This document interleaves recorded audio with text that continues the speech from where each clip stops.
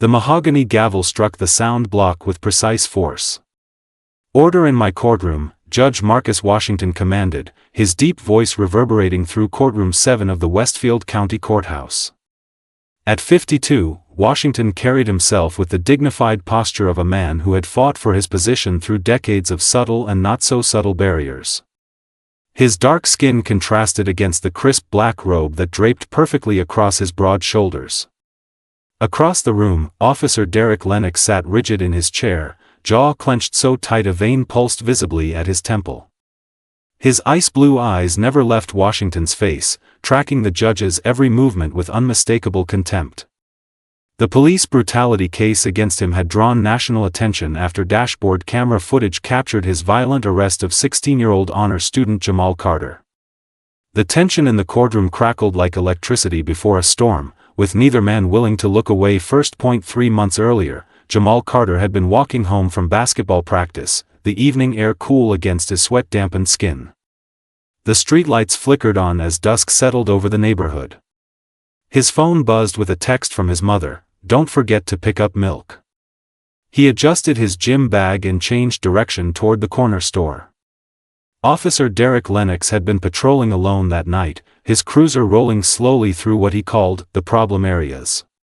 When he spotted Jamal, tall, black, hoodie up against the chill, his radio crackled to life. "A convenience store robbery 6 blocks away." The suspect description was vague: male, possibly armed, dark clothing. "That's enough for me," Lennox muttered, hitting his lights. What happened next was captured in horrifying clarity by Mrs. Robinson's doorbell camera. Lennox exited his vehicle, weapon already drawn. "Freeze! Hands where I can see them," he shouted before Jamal could even turn around. "Sir, I didn't," Jamal began, confusion evident in his voice as he slowly raised his hands. "On the ground now." Lennox charged forward, tackling the teenager with unnecessary force. Jamal's head struck the concrete sidewalk with a sickening crack. Blood pooled beneath him as Lennox drove his knee into the boy's back, pressing his face against the pavement. "Stop resisting!" Lennox yelled, though the footage clearly showed Jamal lying motionless, unconscious. When backup arrived, Officer Tanya Rivera immediately called for an ambulance. "What the hell, Lennox?" she whispered, applying pressure to Jamal's head wound. "He's just a kid." Day 3 of the trial brought the most damning evidence yet. The prosecution played the enhanced audio from Mrs. Robinson's doorbell camera, the sound of Jamal's head hitting concrete causing several jurors to wince visibly. Medical examiner Dr. Priya Sharma testified next, describing the severity of Jamal's injuries: a fractured skull, traumatic brain injury, and facial lacerations requiring 27 stitches. "In your professional opinion, doctor, could these injuries have resulted from reasonable force during an arrest?" asked District Attorney Elena Morales. "Absolutely not," Dr. Sharma replied without hesitation. "The force applied was extreme and potentially lethal." Throughout the testimony, Lennox's face remained stone-like, but his attorney, Graham Phillips, shifted uncomfortably in his expensive suit. When Officer Rivera took the stand and confirmed she had filed an internal report questioning Lennox's actions, Phillips appeared to lose color.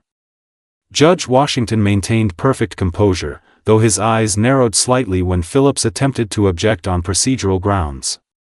"Overruled, Counselor," Washington stated firmly. "The witness will continue." From the gallery, Jamal's parents watched silently. Mrs. Carter clutched a tissue while her husband's arm remained protectively around her shoulders. Behind them sat rows of community members, reporters, and activists, the weight of their collective breath hanging heavy in the air. The prosecution rested its case at 2:17 p.m. Judge Washington called for a 15-minute recess before the defense would begin their arguments. As jurors filed out, Lennox remained seated, his right hand sliding beneath his suit jacket. "Officer Lennox, you may stand," Judge Washington instructed, gathering his notes. What happened next unfolded in horrifying slow motion. Lennox rose, but instead of following his attorney, he lunged toward the bench. From an ankle holster, somehow missed during security screening, he produced a compact 9mm pistol. "This is what justice looks like," Lennox snarled, weapon aimed directly at Judge Washington's chest. Gasps erupted as spectators dropped to the floor. The court reporter screamed. Bailiff Jackson reached for his weapon but froze when Lennox shouted, "Nobody moves." Judge Washington didn't flinch. His eyes locked with Lennox's as the barrel of the gun trembled just 6 feet from him. "You people always get away with everything," Lennox spat, his face contorted with rage. "Not this time, Your Honor." He practically spat the title. The courtroom doors burst open as security responded to the panic button the clerk had triggered. But they halted at the threshold, weapons drawn, trapped in the impossible calculus of a hostage situation with a judge at its center. "Everyone stay calm," Washington commanded, his voice steady despite the gun pointed at his heart. Time seemed suspended as Judge Washington slowly raised his right hand, palm forward, not in surrender, but in a gesture that commanded attention. His eyes never wavered from Lennox's. "Officer Lennox," Washington spoke, his voice unnaturally calm. "Look around you. This moment, right now, will define the rest of your life. Consider what happens next." Lennox's hand trembled slightly, sweat beading on his forehead. "You don't understand what it's like out there. You sit up here in judgment, but you've never walked in my shoes." Washington nodded once, acknowledging the words without accepting their premise. "Perhaps. But I've walked in Jamal Carter's shoes. I was 16 once, weaponless, afraid of men with badges and guns. The difference is, I survived my encounters." A flicker of something, confusion, perhaps, crossed Lennox's face. "This gun you're holding," Washington continued, gesturing with his chin. "What does it prove? That you're powerful? Or that you're terrified?" The courtroom remained deathly silent. Even the security officers at the door seemed to be holding their breath. "Your career is over, Derek.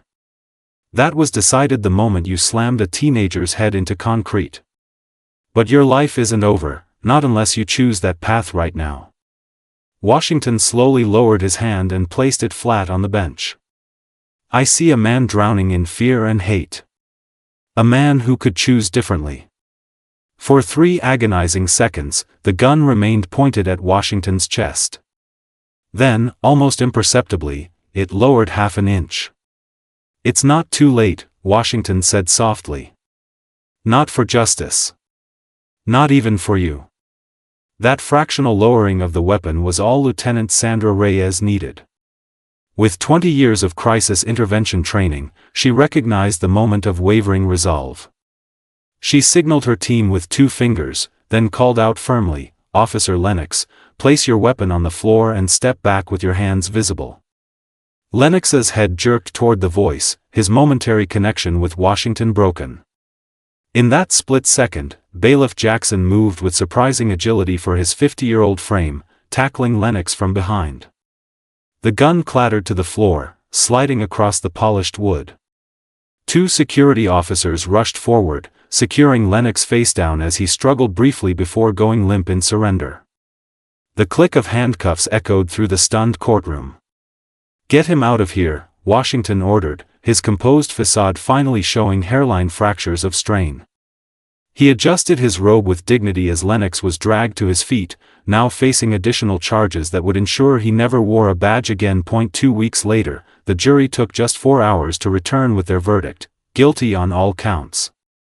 Judge Washington delivered the maximum sentence, 25 years without possibility of parole. As Lennox was led away, Washington addressed the courtroom directly. "Today is not about vengeance. It's about accountability. No badge grants immunity from justice." Outside the courthouse, hundreds gathered in peaceful solidarity. Jamal Carter, still bearing scars but standing tall, addressed the crowd with his parents beside him. "This verdict won't heal my injuries overnight, but it helps heal our community's wounds," he said, his voice stronger than his 16 years would suggest. Community leaders announced the creation of the Justice Reform Coalition, bringing together police officials, civil rights advocates, and neighborhood representatives. Police Chief Andrea Barnes pledged sweeping departmental changes, including enhanced de-escalation training and independent oversight. This case exposed a cancer, she admitted frankly. Now comes the hard work of treatment and prevention. For the first time in years, cautious hope bloomed in Westfield County. Judge Marcus Washington stood at his office window, watching the sunset cast long shadows across the courthouse steps. The building had emptied hours ago, leaving him alone with his thoughts. He loosened his tie and sighed deeply, the weight of the past weeks finally settling on his shoulders. On his desk lay a letter from Jamal Carter. "Your courage changed my path," the teenager had written. "I'm applying to law school someday." Washington smiled faintly. Change happened slowly, then all at once, like the moment Lennox's gun had lowered. One decision, one moment of recognition, could alter everything. His phone buzzed. A text from his daughter. "Dad, they approved the Police Oversight Committee. You're on the front page." Progress wasn't perfect, but it was possible. Washington gathered his belongings, ready to head home. Tomorrow would bring new cases, new challenges. But today, justice had prevailed, not just for one young man, but perhaps for a community ready to heal, reform, and move forward together.